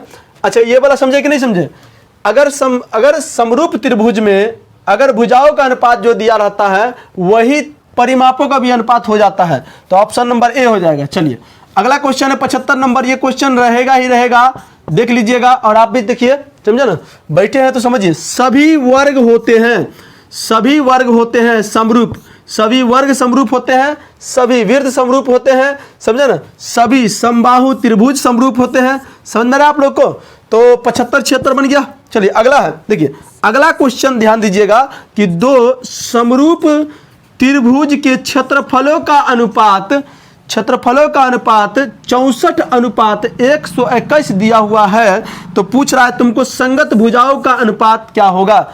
मेरे प्यारे बच्चों, अगर समरूप त्रिभुज में क्षेत्रफलों का अनुपात दिया रहे, अगर तुमसे पूछे कि संगत भुजाओं का अनुपात क्या होगा, तो इसका रूट लगाइएगा तो 8 होगा, अनुपात इसका रूट लगाइएगा तो 11, तो भुजाओं का अनुपात जो निकल के आएगा वो 8:11, 8:11, ऑप्शन नंबर ए हो जाएगा। 8:11 ऑप्शन नंबर ए होगा। चलिए अगला क्वेश्चन देखते हैं हम लोग।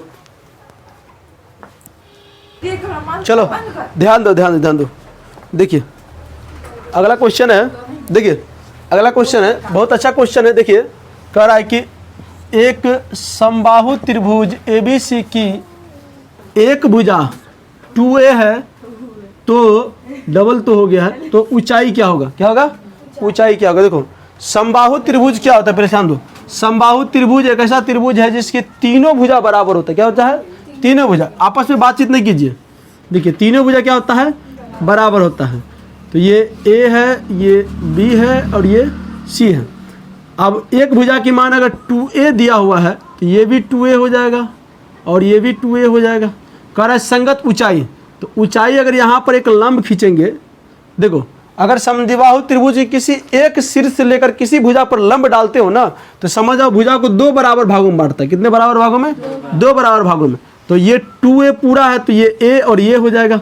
नहीं तो आपको ऊंचाई ज्ञात करना है, तो ये मान लीजिए d है, क्या है, डी, तो तुमको ए डी चाहिए, क्या चाहिए, A D, A D, A D है ना, तो ए डी लंब हो जाएगा, ये कर्ण हो जाएगा, ये आधार हो जाएगा। तो आपको अगर ए डी ज्ञात करना है तो कर्ण के स्क्वायर में से लंब के स्क्वायर, सॉरी आधार का स्क्वायर घटाइएगा, तो अच्छा कर्ण ये है ना, तो कर्ण का मान 2a है, तो 2a का स्क्वायर हो जाएगा माइनस a का स्क्वायर, क्यों, क्योंकि कर्ण का स्क्वायर माइनस आधार का स्क्वायर बराबर लंब का स्क्वायर होता है, यही लंब का स्क्वायर होता है ना। अब ध्यान दो यहाँ पर, ये AD का स्क्वायर बराबर ये 4a स्क्वायर हो जाएगा माइनस a स्क्वायर, तो AD का स्क्वायर उधर जाएगा तो कितना हो जाएगा, रूट हो जाएगा।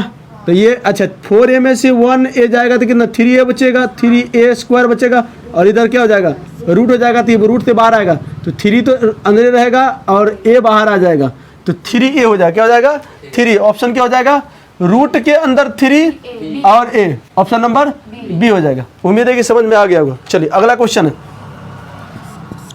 79 नंबर क्वेश्चन है कि किसी त्रिभुज के तीनों शीर्ष लंब के कटाव बिंदु को कहा जाता है। अब ध्यान दीजिए, इसी सवाल पे समझिए, ये एक क्या है, त्रिभुज है और 3 गो शीर्ष है, एक ये शीर्ष है, एक ये शीर्ष है, एक ये शीर्ष है, नहीं तो आप जान लीजिए कि ये शीर्ष का यहाँ पे लंब दिए, फिर ये शीर्ष यहाँ पे लंब डालेगा और ये शीर्ष यहाँ पे लंब डालेगा, तो इस बिंदु को जो है ना मध्य बिंदु कहा जाता है। क्या कहा जाता है, मध्य बिंदु। क्या कहा जाता है, मध्य बिंदु। क्या कहा जाता है, मध्य बिंदु या मध्य केंद्र। क्या कहा जाता है, मध्य केंद्र। ऑप्शन नंबर सी होगा। अगला क्वेश्चन है कि दो समरूप त्रिभुजों की दो संगत भुजाएं 3:5 के अनुपात में है, तो इन त्रिभुजों के क्षेत्रफलों का अनुपात क्या होगा, इन त्रिभुजों के क्षेत्रफलों का अनुपात क्या होगा। देखो अगर समबाहु त्रिभुज दिया हुआ है, भुजा का अनुपात दिया हुआ है, क्षेत्रफल का अनुपात पूछे तो कुछ नहीं करना है, इसका स्क्वायर कर देना है तो 9 हो जाएगा और इसका स्क्वायर 25 हो जाएगा, तो 9:25, 9:25 ऑप्शन नंबर ए होगा। अब ध्यान दीजिए, अगर आपको किसी समबाहु त्रिभुज के दो त्रिभुजों का क्षेत्रफलों का अनुपात दिया हुआ है, अगर भुजाओं का अनुपात अगर पूछे तुमसे तो इसका क्या कर देना है, आपको रूट लगा देना है और फिर क्या हो जाएगा, इसका रूट लगाओ तो ये निकल जाएगा तुमको। बात समझ में, ऐसा क्वेश्चन आता है एग्जाम में, बना दीजिएगा। चलिए अगला क्वेश्चन देखते हैं हम लोग। चलो ध्यान दो, चलिए ध्यान दीजिए, अगला क्वेश्चन देखिए 81 नंबर देखिए, बिंदु -6 -7 का कोटि क्या होगा। देखो x कोटि और भुज वाला जब भी क्वेश्चन आए तो याद रखो कि x अक्ष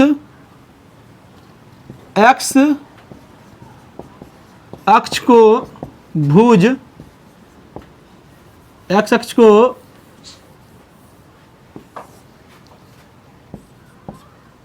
x अक्ष को भुज और y अक्ष को कोटि कहा जाता है। मतलब जो x का मान होगा वो भुज होगा, y का मान होगा वो कोटि होगा। तो इसमें पहला जो होता है वो x होता है, दूसरा जो होता है y होगा। तो इसका आंसर हो जाएगा c। क्या हो जाएगा, एक c। इसका जो कोटि होगा वो -7 होगा। क्लियर है। चलिए अगला क्वेश्चन है कि x अक्ष का समीकरण y बराबर 0 हो जाएगा, y बराबर 0। x अक्ष का समीकरण y बराबर 0, y अक्ष का समीकरण x बराबर 0 हो जाएगा। क्लियर है। अगला 83 नंबर क्वेश्चन देखिए, बिंदु का भुज पूछा है ना, तो भुज x अक्ष को भुज, y अक्ष को कोटि, तो x का मान -12 है, इसलिए ऑप्शन नंबर ए हो जाएगा। निम्न में से मूल बिंदु का नियामक, इसका ऑप्शन छूट गया है। मूल बिंदु का जो नियामक होता है वो 0,0 होता है, याद रखिएगा। मूल बिंदु का नियामक क्या होता है, 0,0 होता है। अच्छा तुमसे पूछ रहा है किस पाद में है, किस पाद में है ये, ध्यान दो सब विद्यार्थी ध्यान दीजिएगा, इधर ध्यान दो। देखो प्रथम पाद में याद ध्यान दो, इसको प्रथम द्वितीय तृतीय चतुर्थ कहा जाता है। प्रथम में प्लस प्लस होता है एक्स वाई दोनों, इसमें पहले माइनस तब प्लस, इसमें दोनों माइनस होता है, इसमें पहले प्लस तब माइनस होता है। तो इस हिसाब से मिला लीजिए, इसमें दोनों माइनस है, इसलिए तृतीय पाद में क्या हो जाएगा, तृतीय पाद में होगा। चलिए अगला क्वेश्चन देखते हैं हम लोग। चलो ध्यान दो, अगला क्वेश्चन है बिंदु 2√3 टू रूट किस पाद में होगा, किस पाद में होगा? देखो ये x का मान और ये y का मान, तो प्लस माइनस तो कहाँ होगा बताइए? चतुर्थ में। किस में होगा? चतुर्थ में होगा। ध्यान दो, अगला क्वेश्चन है मूल बिंदु से बिंदु का दूरी, इसका दूरी कार्य कितना होगा? कुछ नहीं करना है आपको। इस तरह का जब कभी पूछे मूल बिंदु से दूरी जब कभी पूछे तो कुछ नहीं करना है आपको, इसका स्क्वायर कर देना है। तो a का माइनस a का स्क्वायर माइनस a का स्क्वायर प्लस a स्क्वायर हो जाएगा, और प्लस में इसका स्क्वायर करोगे तो कितना? b का स्क्वायर, इसको रूट लगा दीजिए। क्या लगा दीजिए? रूट। संख्या भी पूछे तो इसी प्रकार से करना, समझे ना? एक्स वाई जो भी पूछे, मूल बिंदु से जब कभी भी दूरी पूछे तो आपको इसी प्रकार से कर देना है। तो बोलो इसका क्या हो जाएगा? क्या हो जाएगा? ए। क्या हो जाएगा? प्लस होता है कि माइनस होता है? माइनस होता है तो बी होगा इसका, माइनस होता है। बता रहे रूट अंदर x2 माइनस x1 का whole square plus y2 minus y1 का होल स्क्वायर प्लस ही होगा, प्लस होगा। एक बार आंसर देख लो, सही है, प्लस ही होगा, प्लस। चलो ध्यान दो। अच्छा कह रहा है बिंदु इतना की दूरी मूल बिंदु से ज्ञात करें। क्या करना है? मूल बिंदु से दूरी इसका ज्ञात करना है। मूल बिंदु से दूरी ज्ञात करने के लिए फॉर्मूला ये होता है। तो क्या करना है आपको? मूल बिंदु से इतना तक का दूरी ज्ञात करना है ना, तो कुछ नहीं करना, इसका स्क्वायर करो तो 4 हो जाएगा, इसका स्क्वायर 9, तो कितना हो जाएगा? रूट लगाओ, 9 4 13, रूट अंदर क्या हो जाएगा? 13। Option number C. चलिए ये जो क्वेश्चन है कह रहा है कि किसी त्रिभुज ABC के 2 शीर्ष, 3 शीर्ष होगा ना, हाँ 2 शीर्ष ये और ये दिया हुआ है, और अगला एवं केंद्रक ये है। तो तीसरे शीर्ष का निर्देशांक ज्ञात करना है आपको। तीसरे शीर्ष का निर्देशांक ज्ञात करना है। ध्यान दो, आपको दिया हुआ है, ध्यान दो यहाँ पर A B और C। A का निर्देशांक मान लीजिए दिया हुआ है आपको 2,3। उसके बाद B का निर्देशांक मान लीजिए आपको 1,-3, और C का मान लीजिए x1 और y1 दिया हुआ है। मान लीजिए निर्देशांक जो होता है त्रिभुज का, जो निर्देशांक होता है ये x होता है यहाँ पर, तो x, y, तो x, y का मान दिया हुआ है यहाँ पर, दिया हुआ है आपको। इसका निर्देशांक 3,0 दिया हुआ है। इसका जो फार्मूला होता है x बराबर, जो फार्मूला होता है मतलब x बराबर फार्मूला होता है वो x1 plus x2 plus x3 बट्टा 3। x का मान ये होता है, x का मान, और ये होता है y का मान। x का मान कितना दिया हुआ है? 3 दिया हुआ है, तो 3 बराबर x1 का वैल्यू ये ले लीजिए, तो ये हो जाएगा 2 प्लस जो देखो 2 प्लस 1 और प्लस x3 बट्टा 3। तो यहाँ से गुना हो जाएगा, इसको गुना करोगे तो कितना आ जाएगा तुमको?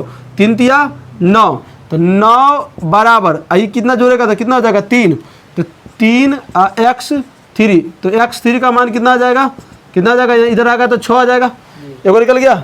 y का निकालो अब। y बराबर भी यही होता है, y बराबर 0 होगा। y बराबर 0 क्यों होगा वो बता दें। देखिए y का formula x1 plus y1 plus y2 plus y3 बट्टा में कितना आ जाएगा? 3 आ जाएगा। बात समझ में गया ना? y का वैल्यू कितना दिया हुआ है? 0 बराबर क्या हो जाएगा? ये y1 का वैल्यू कितना आ जाएगा? 3 यहाँ पर माइनस है तो क्या हो जाएगा? यहाँ भी माइनस हो जाएगा, और ये y3 हो जाएगा बट्टा में 3 हो जाएगा, बट्टा 1 करोगे, इसको गुना करोगे 0 हो जाएगा। 3 में से 3 जाएगा तो कितना बचेगा? 0 हो जाएगा। तो y3 का वैल्यू कितना आ जाएगा? y3 का वैल्यू कितना हो जाएगा? 0। तो आप इसको अगर आंसर के रूप में देखना चाहते हैं तो आंसर के रूप में क्या होगा? पहले x का मान लिखाएगा तब y का मान लिखाएगा। तो x का मान 6 है, y का मान 0, तो कौन होगा? ऑप्शन देखो यहाँ पर सी, ऑप्शन नंबर सी। एग्जाम में आएगा तो इसी प्रकार से आप लोग सोल्यूशन करके बनाइएगा। लेकिन याद रखिए, देखिए इतना हार्ड क्वेश्चन को नहीं छूना है आपको 100 ऑब्जेक्टिव में 50 को ही ऑब्जेक्टिव बनाना है। बहुत आसान क्वेश्चन को चूज करिएगा आप लोग, समझे ना? हार्ड क्वेश्चन को छोड़िएगा, समझे ना? ऐसा क्वेश्चन एग्जाम में जरूर रहेगा जो 35 से 40 क्वेश्चन ऐसा रहेगा जो केवल टिक मारने वाला होगा, समझे ना? 15 क्वेश्चन आपको सोल्यूशन करने वाला इस तरह का देखना पड़ेगा, समझ में क्या? चलिए तो अगला क्वेश्चन देखते हैं हम लोग। चलो ध्यान दो मेरे प्यारे बच्चों, अगर आप त्रिकोणमिति का ऑब्जेक्टिव बनाना चाहते हैं और अच्छा से त्रिकोणमिति का अगर मान लीजिए एक भी क्वेश्चन नहीं छूटे एग्जाम में, इसके लिए आपको करना क्या है कि आप त्रिकोणमिति टेबल को पहले याद कर लीजिए। त्रिकोणमिति टेबल अगर याद कर लेते हैं तो आपको 5-6 नंबर का क्वेश्चन ऑब्जेक्टिव आपको टकरा जाएगा एग्जाम में। इसी पे आधारित सब क्वेश्चन बना रहे हैं, ध्यान दीजिए। आपसे पूछा है कि यदि टेन थीटा बराबर 4/3 दिया हुआ है तो sine theta plus cos theta का मान क्या होगा। चलिए इस क्वेश्चन को थोड़ा बना के देखिए। टेन थीटा का मान, टेन थीटा बराबर क्या होता है, लंब बट्टे आधार। लंब बट्टे आधार का मान कितना दिया हुआ है, 4 और 3। तो लंब का मान 4 और आधार का मान 3, तो कर्ण का मान कितना हो जाएगा, तो कर्ण का मान कितना हो जाएगा, ये 4 चौका 16, इसका 16 9 25, कितना निकल जाएगा 5। कर्ण के बार क्या होता है, ध्यान दो, शॉर्ट तरीका से बनाना सीखिए। आपसे क्या पूछा, हाँ कोई लिखे, कौ मतलब कर्ण, समझ गया।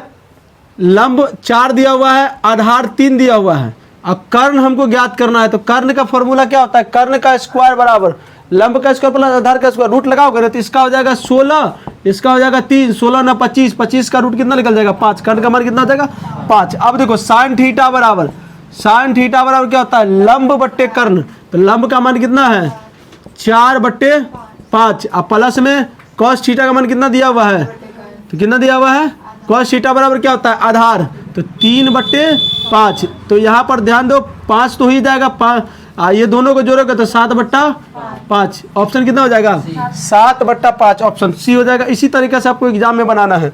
चलिए अगला क्वेश्चन दिया हुआ है कि टेन 30 का मान √3 है, टेन 30 का मान √3 है, तो सेक थीटा का मान क्या होगा। सेक थीटा का मान आप लोगों को पता है कि टेन कितना डिग्री का मान 30 होता है, टेन कितना डिग्री का मान 30 होता है, टेन कितना डिग्री का मान, अच्छा टेन, यहां ध्यान दो, टेन 30 डिग्री बराबर √3 दिया हुआ है। अच्छा बताइए आप हमको, टेन 30 और कितना डिग्री का मान होता है 30 का ना, कितना हो जाता है 30 डिग्री का ना, तो टेन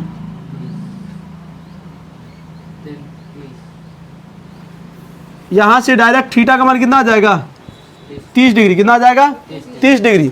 तो आप सेक थीटा का मान ज्ञात करो, तो सेक 30 का मान कितना हो जाएगा 2/√3, ऑप्शन नंबर ए हो जाएगा। चलिए अगला क्वेश्चन देखिए, तुमसे पूछा यदि 4 tan थीटा बराबर 4 है, 4 tan थीटा बराबर 4 है, थीटा का मान कितना हो जाएगा 45, थीटा का मान कितना हो जाएगा 45, कितना होगा, क्यों होगा, क्योंकि ये गुना में है, उधर भाग में जाएगा, कट के 1 आएगा, tan 45 का मान कितना होता है 1 होता है। चलिए अगला क्वेश्चन है, ध्यान दीजिए, एक घड़ी के मिनट की सुई 60 मिनट में कितना डिग्री कोण बनाएगा। घड़ी 1 मिनट में पूरा घूम जाता है, तो केंद्र पर कितना डिग्री कोण बनाएगा 360 डिग्री, कितना बनाएगा 360 डिग्री का। चलिए अगला क्वेश्चन देखते हैं हम लोग, चलो ध्यान दो, अगला क्वेश्चन देखिए,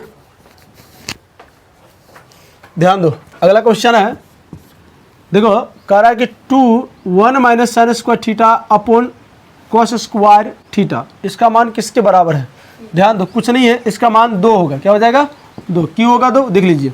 इसका जो मान होता है ये 1 - sin स्क्वायर थीटा बराबर जो होता है वो cos स्क्वायर थीटा होता है, गुने में 2 है तो 2 रहने दीजिए, और नीचे क्या है cos स्क्वायर थीटा, दोनों से कटेगा तो कितना बचेगा 2, तो ऑप्शन नंबर क्या आ जाएगा 2 आ जाएगा। चलिए अगला क्वेश्चन है, थीटा का मान 90 डिग्री दिया हुआ है, तो sine theta minus cos theta का मान पूछ रहा है। तो तुमसे पूछा कि sine 90 degree minus cos 90 degree, बताओ साइन थीटा का मान, साइन 90 का मान कितना होता है 1 और इसका कितना होता है 0, तो ऑप्शन कितना होगा 1, कितना हो जाएगा 1, बी, ऑप्शन नंबर बी हो जाएगा। चलिए ये क्वेश्चन थोड़ा हार्ड है, देख लीजिए, बहुत विद्यार्थी ऑप्शन ए में मारता है जो कि गलत हो जाता है। देखो ऑप्शन नंबर डी होगा, इसको तोड़िए, कॉट 90 माइनस थीटा का जब कितना है 40, तो कितना हो जाएगा ये हो जाएगा तुमको tan 50, 90 में 40 कितना 50, और प्लस में आपको दिया हुआ है tan 50, तो tan 50 को जोड़ोगे तो 2 tan 50 हो जाएगा,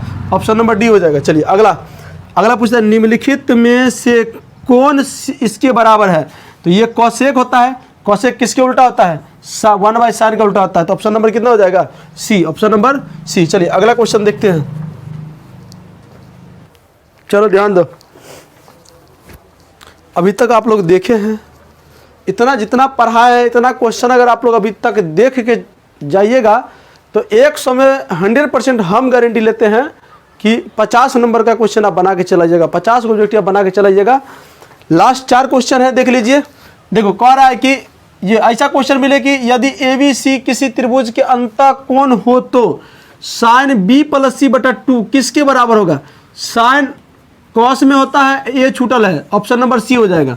अगर यहाँ पर टेन दिया हुआ है तो कॉट लाना है, अगर सेक दिया है तो कॉसेक लाना है आप लोग को।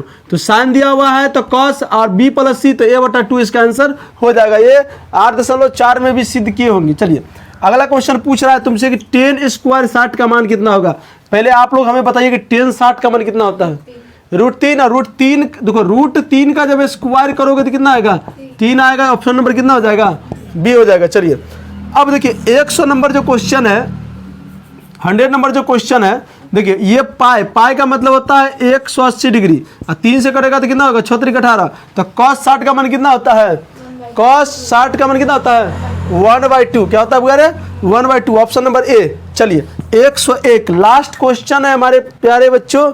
अभी तक आप लोग इस चैनल पर जुड़े हुए हैं तो कुछ नहीं कहेंगे, अभी तक देख के जाइए, पूरा देखे होंगे तो आपसे हम गारंटी लेते हैं कि 100 ऑब्जेक्टिव में आप 50 ऑब्जेक्टिव बना के आइएगा, इसका कोई संदेह नहीं है। यहाँ तक अगर आप लोग देखे होंगे तो इसके बाद वाला जो बचा हुआ है जो चीज़ वो अगले वीडियो में आपको मिल जाएगा, जिसका लिंक दिया हुआ है नीचे डिस्क्रिप्शन में, आप जाके देख सकते हैं वहाँ पर। चलिए लास्ट क्वेश्चन बताइए, लास्ट क्वेश्चन 10। और आपको पता है कि पाई का मान कितना 180 डिग्री होता है, दूसरे कटेगा तो कितना होगा 10 90 का मान कितना होता है 10 90 का मान कितना होता है 10 90 का मान सही से 10 90 का मान कितना होता है अपरिभाषित। क्या होगा वगैरह अपरिभाषित, अपरिभाषित। 10 90 का मान कितना होता है अपरिभाषित। समझना क्या, ऑप्शन नंबर D होगा। चलिए शांतिपूर्वक आप लोग परीक्षा दीजिए और उम्मीद है कि यहाँ तक अगर आप लोग देखे होंगे तो सब्जेक्टिव भी प्रश्न आप लोग को बता दिए हैं, मेरे चैनल पे जाके आप लोग देख सकते हैं। चलिए आप लोग से फिर से कहते हैं कि अगर आप लोग यहाँ तक वीडियो देखे हैं हमारे तो हम आपको गारंटी लेते हैं कि कल जब जाइएगा आप लोग तो 100 ऑब्जेक्टिव में आप 50 ऑब्जेक्टिव यहाँ तक बना दीजिएगा, जबकि एक वीडियो और बाकी है, वो वीडियो आएगा तो वो भी आप देख सकते हैं। चलिए तब तक के लिए आप लोग खाना पीना खा के सो जाइए।